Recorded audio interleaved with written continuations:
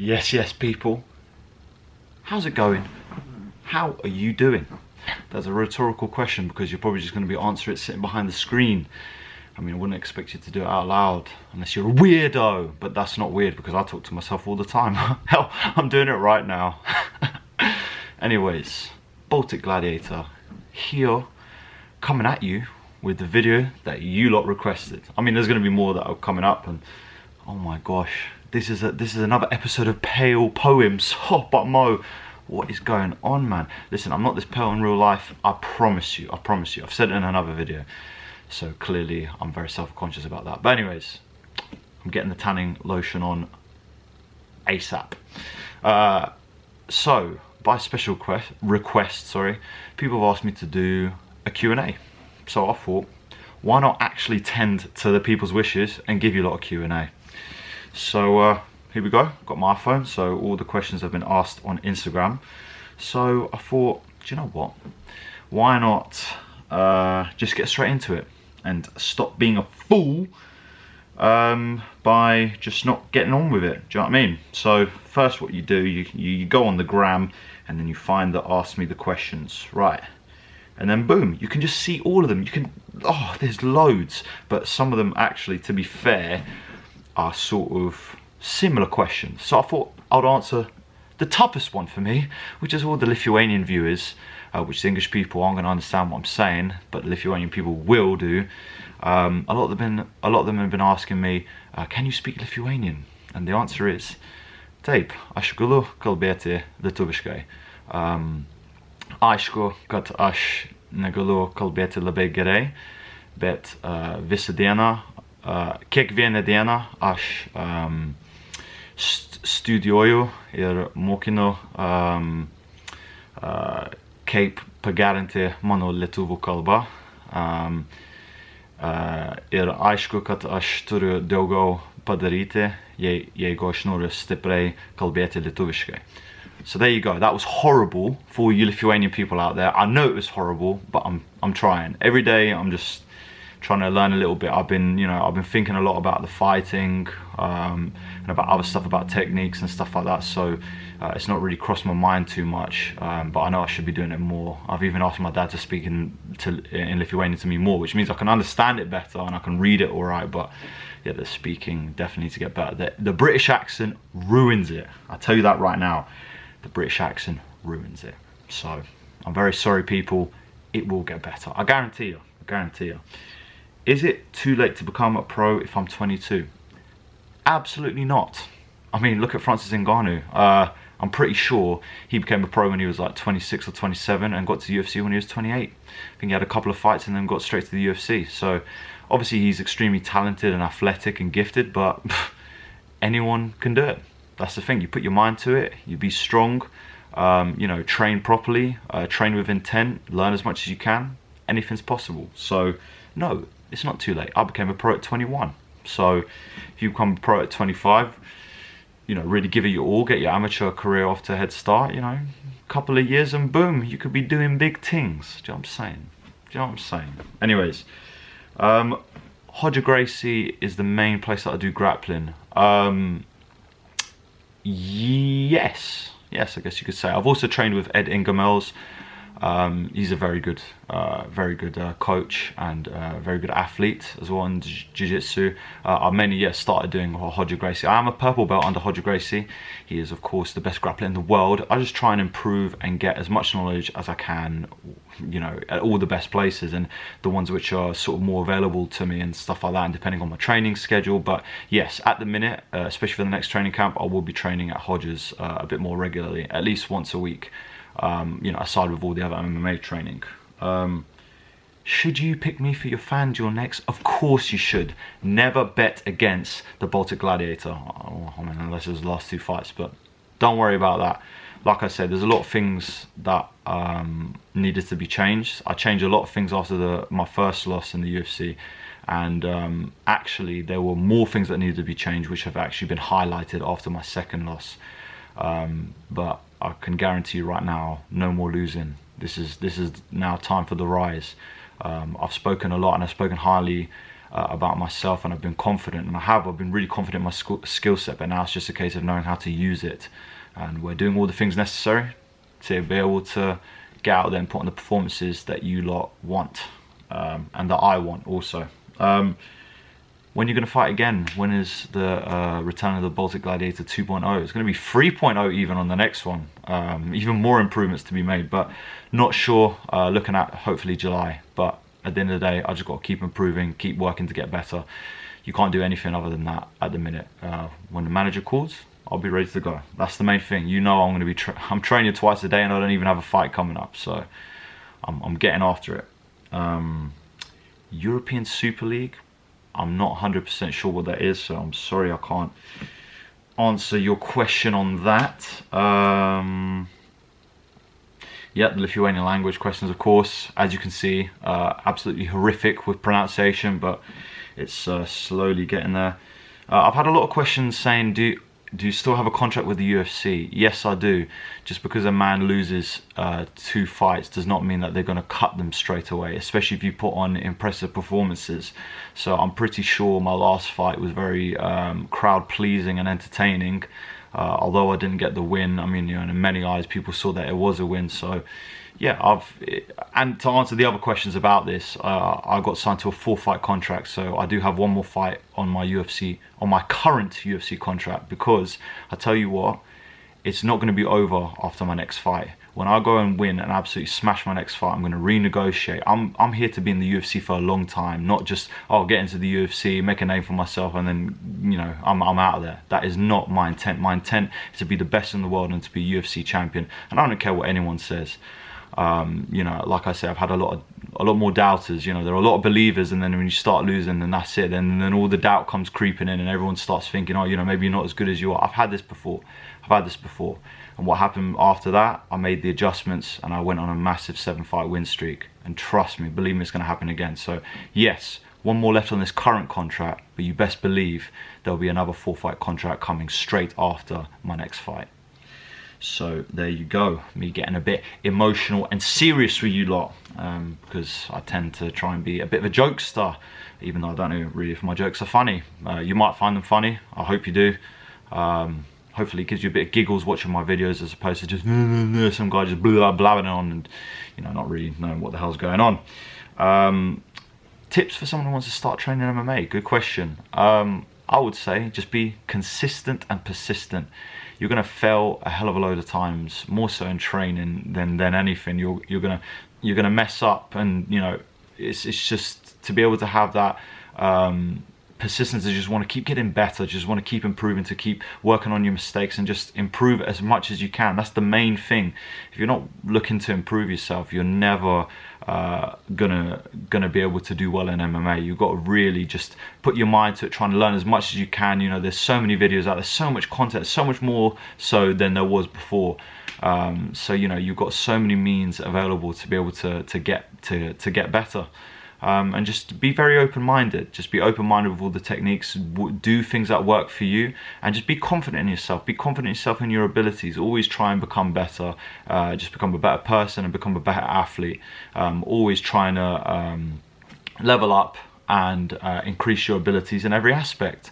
So just, you know, be open-minded. Keep training hard. That is all it is. You've got to be very, very willing to learn and just get as much out of it as you can.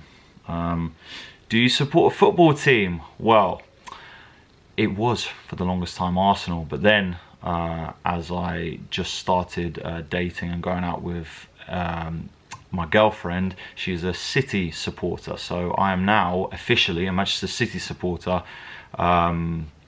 Admittedly, it was sort of forced upon me, but again, I don't want to displease people, or especially not my girlfriend, so I decided to roll along with it. To be fair, you know, with Manchester City and like all the other clubs, I don't really have much knowledge about it because I don't, you know, watch it too closely. But you know, if I say I had to support a team, that's who I say I support. So there you go, Manchester City. I don't know what they would say to support them, but go Blues or something. I don't know. I don't know what you guys say. Don't butcher me for that. I'm sorry. Next lightweight champion in the UFC. I truly think it will be Dustin Poirier. I know, obviously, you know, and Conor McGregor's an amazing athlete and stuff like that, and you know, I know he's making, you know, his particular adjustments, but honestly, Dustin Poirier looks absolutely amazing. I mean, it's got to be a close one between him and McGregor. I think McGregor will take it even more seriously. He'll put in even more effort and change things even more so. And it's always noticed that, you know, when he has a loss or he comes up short, you know, he always changes things and adjusts. So I know I might have said Dustin Poirier just now, being a lightweight champion, but it's got to be, I really think it's got to be between him and McGregor. Definitely that third fight is going to be interesting to see who comes out on top. And you know, you've got other guys amazing like Charles Oliveira, Michael Chandler, but I do think it's got, you know, for the one to be stacked at the top of the division, it's got to be Poirier or McGregor. I really do think so. Yeah, I've already said how many fights are on my UFC deal. Alright, so a lot of people asking as well, from Lithuania. I was born there. I was born in Klaipėda, and then I moved to the UK when I was 3 years old. So that is why the accent is extremely strong and British, and not really that much of an Eastern European flair. Even though as much as I try to imitate my dad's accent, it doesn't work. I have tried doing it in a couple of my other YouTube videos, I think, or even on my stories on Instagram, but yeah, so, and I do go back there. I mean, I want to go back there again. This is the thing, I haven't been back there in ages. You know, my grandparents unfortunately have all passed away, and I used to go there, you know, every once in a while, like every couple of months, just to be able to go and visit and you know, see family. And you know, my parents split up a couple of years ago and stuff like that. So you know, just, I guess there hasn't been much of a reason necessarily to go back, but I've always wanted to go back, like for holidays and stuff like that. But I've just been training, you know what I mean? I've just been keeping my head down, focusing on my career. So there will be a time when I'll be able to go back, 100%. I'm definitely looking forward to go back and visit, because I always feel like it's really like home. The times that I've went, you know, when I was younger, I definitely feel like it was like home. But yeah, it's been a while, so I definitely need to go back there again. And yes, definitely need to go for some Lithuanian kebabs. Petravicius 14. Yeah, no doubt. Whenever I'm in Klaipėda, just tell me where the best places to go, and we'll get on it. I'm down for kebabs. Anything to do with food, trust me. Especially sweet stuff. I love the sweet stuff. I can't get enough of it. If you ever take me down the Tesco's bakery aisle, the shelves are going to be ridden after about 15 minutes, I reckon. Especially most of the cookies there. And trust me, I can eat a lot. A lot of people will tell you that this is true. Koks tavo gyvenimo tikslas? So what is your life goal? My life goal is to be the best in whatever chosen field, you know, what I've picked, and to be able to support everyone around me, all my loved ones. So, you know, to be able to create an amazing life for myself, for my family, and just to be able to support, you know, people, and you know, maybe like I really just want to help people in general, people from the community, people from my home country. Like I just, you know, I think it's all good and well, and don't get me wrong, I do want the nice cars, I do want the nice house and stuff like that, and you know, be able to have a successful business and stuff like that. So all these things are amazing. You know, you've got to market yourself and be able to do all these things, especially in the fight career, which I'm truly blessed to be able to do. But yeah, it's all about helping ones that have helped you, and to help people around who are less fortunate than you are in the certain areas. So yeah, my life's goal is just to fully embrace everything that I've just said. You know, it's about being the best at your chosen sport, what it is that you're doing. So becoming UFC champion, and not only that, just helping everyone that's helped me, and helping those who are less fortunate, and just creating an amazing life for myself and others around me. So that is my life's goals. Easiest win of yours? Easiest win, I mean, I don't want to have any disrespect to any of my opponents, because you know, they all had their challenges in their own particular ways. But if you're talking about which performance seemed the best out of all of them in terms of my wins, you'll probably say either my Fight Star Championship fight, or my fight against Nelson Lima or Dan Kaneki. So those two were my best performances that I had inside the cage in terms of showing overall skill sets. But easiest, I don't know in any situation where you would say that it's my easiest win. At the end of the day, it's just who turned up much better on the day, who had the better skill set, and you know, who was able to impose their will better. So if that's the question, then that is my answer for you. Yeah, everyone's asking about the Lithuanian. I mean, listen, it will get there. It will get there when you're in a British English speaking country, and you know that's sort of the area where you know most people it's like the most diverse language in the world. You have to be very adept at it, and you know you got to be able to be very well spoken and fluent with everything in that language. And then, you know, but obviously learning another language is obviously a big part of life, and learning Lithuanian, your home country, would be very nice, especially to connect with my fans. So I'm sorry, trust me, I'm getting on it. From the bottom of my heart, I really am getting on it. Thoughts on the Askren and Paul fight? Right, so I said it on my Twitter, and honestly, I think you got to give massive respect to both athletes. So Jake Paul, the fact that he's going in there, you know, he's had 3 fights, 3 wins.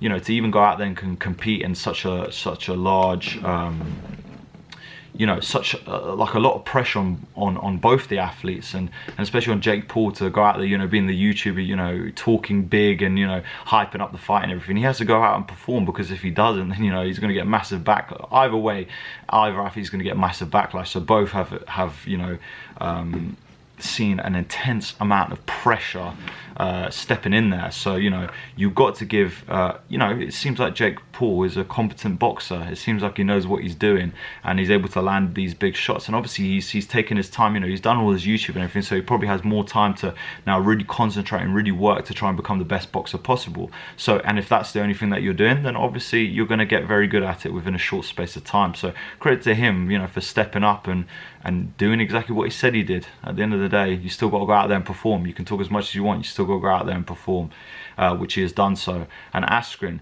in a field where he's clearly, that is his worst attributes in terms of his MMA, is clearly his wrestling is his main thing, and his grappling, and his boxing, his striking has never been his strong suit, and he's always been able to you know, overcome much better strikers with his grappling. So the fact that he decided, you know what, I'm just going to go head into this fight completely, you know, and put myself in the deep end, really put myself at where my skill set is that I have the least ability in that particular area, and I'm going to go and test myself and try and train as much as I can for it and try and bring out the win. You know, to be able to put yourself out there in such a way, especially for the whole world to see. You don't understand all the pressures that come with it, with fighting at such a high level in front of so many people, you know, so many critics and people telling you this, that, and you know, for him to go out there and like I say, to go out there with a skill set where he's the weakest, and to really put it all out there on the line, especially with all the hype and the talk behind it. You got to give both guys credit for doing what they're doing. You know, I think it was seen by a lot of people in the media that Jake Paul would win just because, you know, Askren's ability in that area is not the best, and obviously, as you saw, it was a knockout in the first round. So, you know, at the end of the day, you got to give credit to anyone who's putting everything on the line and put themselves under intense pressure to perform and to go out and entertain the people. So you got to give credit to both guys there. Who's next? Have no idea. But like I said, we're looking at about a July return, so I have no idea there. Is it hard to keep a strict diet during camp? Now, it probably is, especially for someone like me, who's probably got a ravaging sugar addiction. And when I say ravaging, I mean it is bad. Like bad. I mean, I can't even state how much chocolate. Okay, one of my friends actually always brings up the story about me buying 3 massive Toblerone bars, like, you know, the big ones, like the heavy duty ones, yeah, the heavy ones, yeah, that you could probably like do bicep curls with it, and I literally chomped 2 of them down on the train ride home like they were a packet of crisps. Yeah, it's hard for me then, but in camp, when you've got something that you're training for, and you know you've got to get your weight down, and you want to be able to perform in your training sessions, you don't really want to eat bad. So really the only time where it's hard to do it is on the weekends, or like on a Sunday when you're not doing anything. It's like, oh my gosh, like now I know I haven't burnt any calories, so if I want to be in a deficit, then I can't eat much, and then you're always thinking about food, and you're always thinking, oh yeah, come on, my weight is low. But I think it all depends. I mean, if your weight is low, go and have something enjoyable, but at the same time you want to have peak performance in training so that you can have peak performance on the day when you go and fight. So yeah, it's hard to stick to it when, like I say, I think I do have an addiction, but the more and more you stay away from it, the more you don't need it. The more you eat good foods, the more you want good foods. So there you go, a bit of dieting tips and advice. Just stick to it. Don't be I don't even know the word for it. Don't be an irresponsible person and not sticking to your diet when you know you should. Do you know what I'm saying? But yeah, it is hard. But the point is, everyone's going to find it hard. Your body doesn't want to naturally, be deprived of certain things. So, all you got to think is just be tough-minded. Just say, do you know what? I'm an absolute animal. I can do whatever it is I set my mind to, and then boom, go and do it. Do you know what I'm saying? More motivation there for you. Yeah.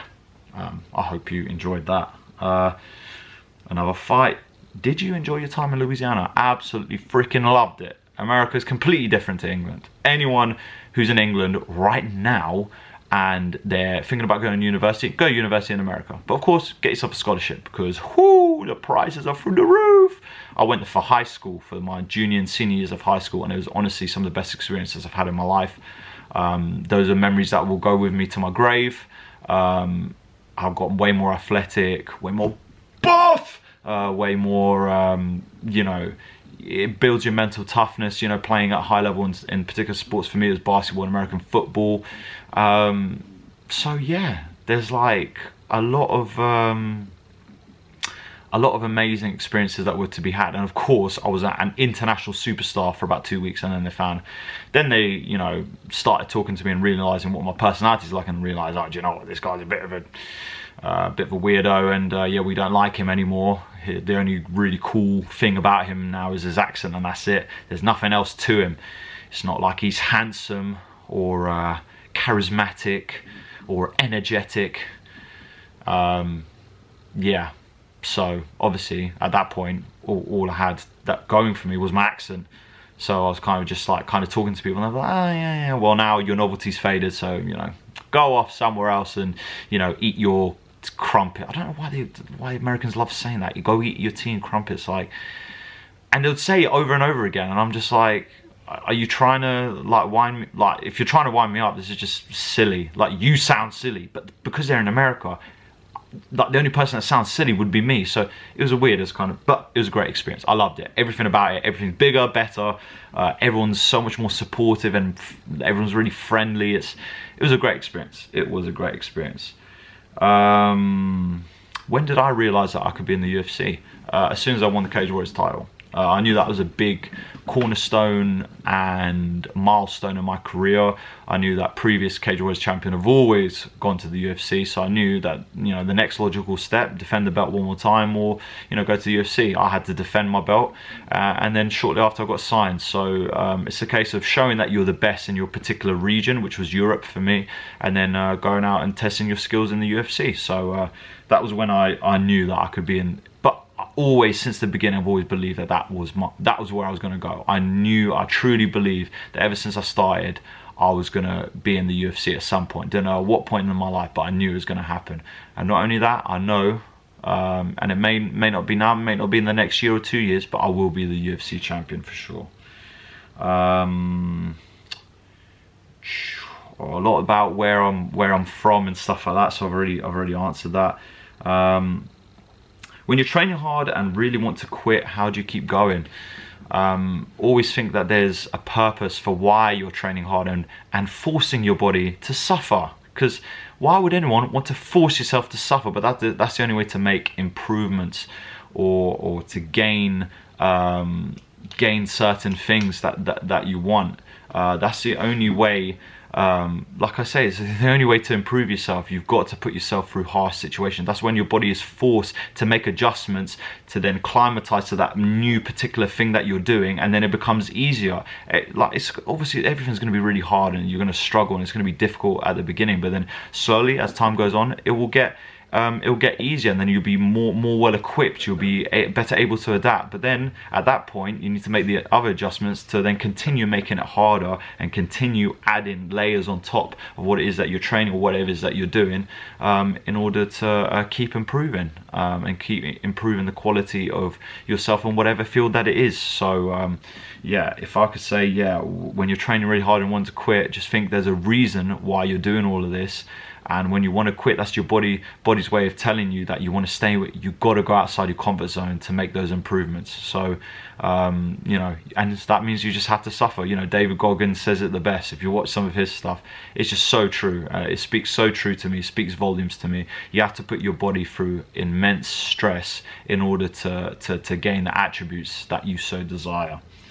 Right. Are you still at Roger Gracie Academy? Yes, I am. When did I start BJJ? Well, I started doing Sambo with my dad. So that was where sort of my grappling base sort of came from. But BJJ, I guess you could say I started when I was 19, probably 19 or 20, I think, because I was still an amateur when I started training at Roger Gracie's. So, and I actually started doing gi. I've always been training in no gi, and then the first time I started gi was when I was 19. I'm 27 now, an old fart I am, obviously. But for the people who are in their 30s, obviously that sounds really bad and horrible. But I mean, listen, you know what it was like when you were like 25 and you're like, oh my gosh, I'm getting close to 30. But there's nothing wrong with being 30. But anyways, so right, so your toughest opponent, probably my last opponent. That guy could take a shot, that is for sure, and he kept coming. And you know, he had an unwavering gas tank, could take some shots, and was very durable. It was a great fight. So that, you know, Oleg Shaychuk is definitely my toughest opponent, I think, to date. My training routine and diet, I can't really speak. Like, for me, I just try and eat good foods, try and eat whole foods, you know, like eggs, rice, potatoes, chicken, you know, salmon. Sometimes I get a cheeky little biscuit and cheeky little chocolate in there, but most of the time you just want to fuel yourself to be able to do any activities that you're so choosing to do. So you know what healthy is, you know, eating good greens, you know, try not to complicate it too much. Just eat, you know, eat some superfoods, try some different things out. But and the training routine, I train twice a day, 6 days a week. Sometimes I have to change to one training session a day in a particular day, just because your body gets extremely stressed by doing so much and putting your body under the duress that you're doing every single day. It becomes tough. So just having to feel your body and see what happens. But that's the general gist of it. Right, tell us about your first ever fight. Like, how were you feeling before it and how it went? My first ever fight, I think it was kickboxing. I remember I'd been training for ages, like for about 2 years, and then I was 7 years old, and then the first thing that just went through my mind was like, I've got to get rid of this guy. Like, I don't know, I was just thinking, I'm trying to hit the guy like I'm hitting pads. So I literally went full blood, boom, jab cross, bang, dropped the guy. And I was like, oh wow, that was pretty cool. And then, I don't know, it's you sort of, it's hard to sort of think back to that age, you know, 20 years ago. But it was honestly, I think it was a bit of an adrenaline rush. It was something that I'd never felt before. I'm like, what the hell is going on? But because you don't know any different, you just go out there and do it. You're told by your dad, you're told by, you know, by your trainer, you just got to go out and do it. So you have no choice. So it's like, you know, you have nowhere to run. Just go. You just got to embrace it. That was the first early feelings that I had about my first fight, and it was crazy, because like I say, I was just literally just ready to go in there and just absolutely kill the guy, because that's how I've been training on the pads. But you know, you're 7 years old, so it's a bit of a crazy sort of aggressive mindset to have at such a young age. But it brought me to who I am today. What do you do for cardio year round versus when you're in a fight camp? Well, cardio comes through training your particular chosen field. So I mean, my strength and conditioning sessions, which are piloted by my dad, we have a kettlebell session and then a more gymnastic type session that goes on after that, which would be the second session. But you know, it's a mix of, right, I'm not 100% sure what happened there, but I think what happened was that all the space on my memory card ran out, so I'm gonna have to try and wrap this up quite quickly and then go and actually get myself a new memory card so I can actually do more YouTube videos and sort of tend to the masses who are anxiously waiting to see me, you know, put out more content, which I'm doing. What do you do for cardio? Like I say, you have to just do everything that's specific to your sport year round, really. I mean, it depends on what you're doing. If you're just for general fitness, you know, try and mix it up, go on a run, you know, maybe do some cycling one day or something, do some you know, high intensity interval training, some anaerobic, aerobic.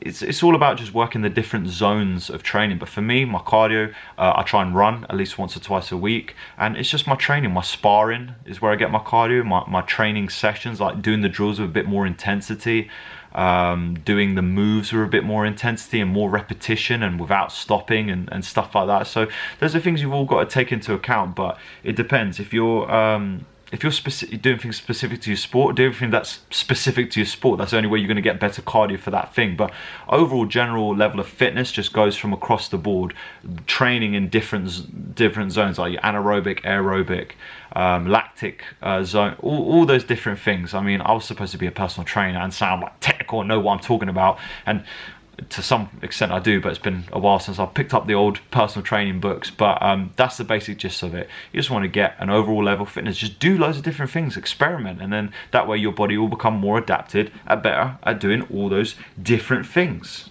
Right, so let's finish it off with a couple of questions. So, what keeps you motivated after being robbed after a fight? Yes, I do believe that my last fight I won, as do many people.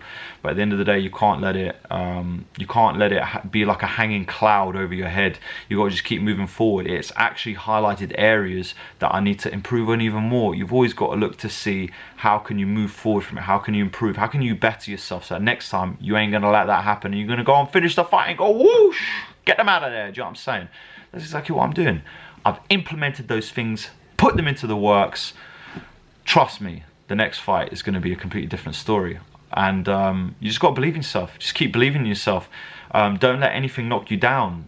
You know, a strong decision like that, the fact that everyone saw and thought that I'd won, just gives me even more motivation to, like, do you know what, I'm going to prove all my support right. And the fact that I even got more haters after that last fight and more people saying, oh, well, he's crap and, you know, and this and that, it's good. I like that. It gives me more motivation to prove all of them wrong.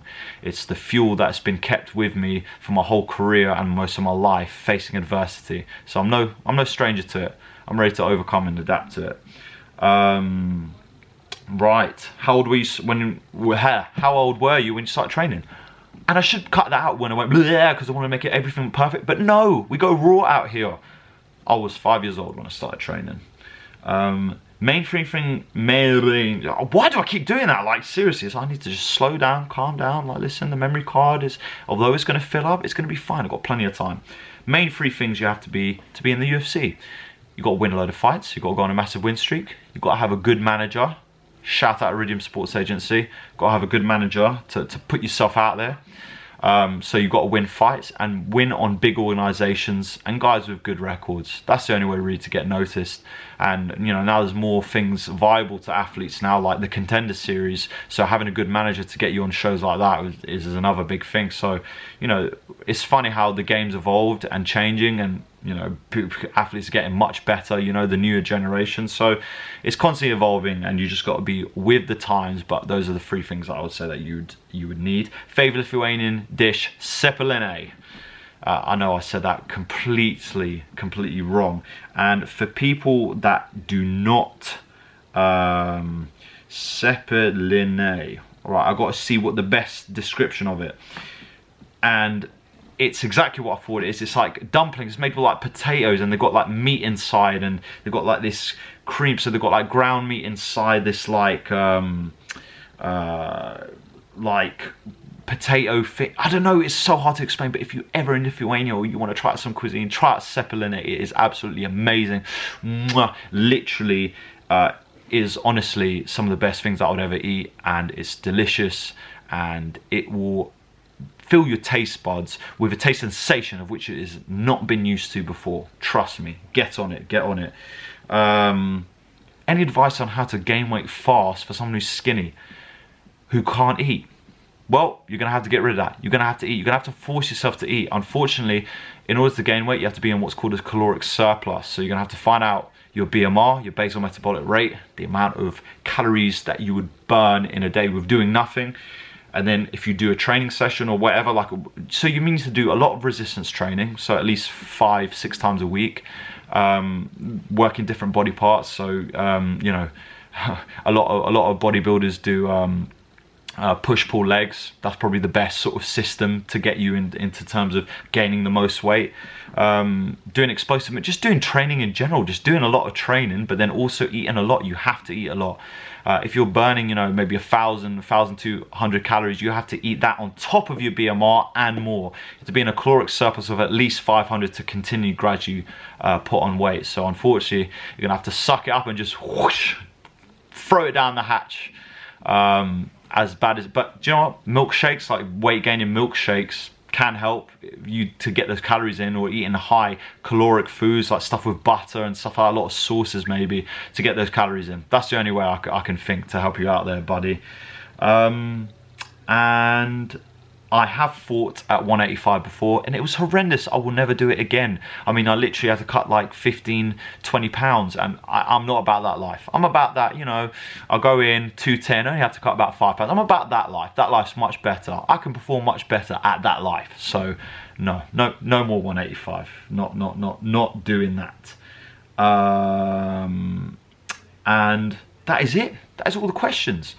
You lot have been absolutely amazing. I really appreciate the time that you lot have taken out to write on my page, on my Instagram. I'm going to put all my handles at the bottom, but it's for Instagram, it's ModiB24, and Twitter is Baltic Gladiator. So yeah, just get on there. You know, let's increase the following. Hit the like, subscribe, share type things. You know what to do. I mean, all these YouTubers do all the same thing. I'll try and get better at plugging those things at the end of videos. But I really appreciate all the love and support. You lot are absolutely amazing. We're going to grow this channel. We're going to do more things. We're going to try and do more outlandish stuff, as opposed to just me sitting down in my room in apparently the dark, but now it looks light. But you know, this camera's really good. I like it. So yeah, I'm just gonna keep building, keep improving, keep doing things. But thank you lot for being involved, getting with it, with my channel. And yeah, hope to see you lot very, very soon. Much love to you all. I'm not gonna do that thing. We're just gonna say, see you later. Cut.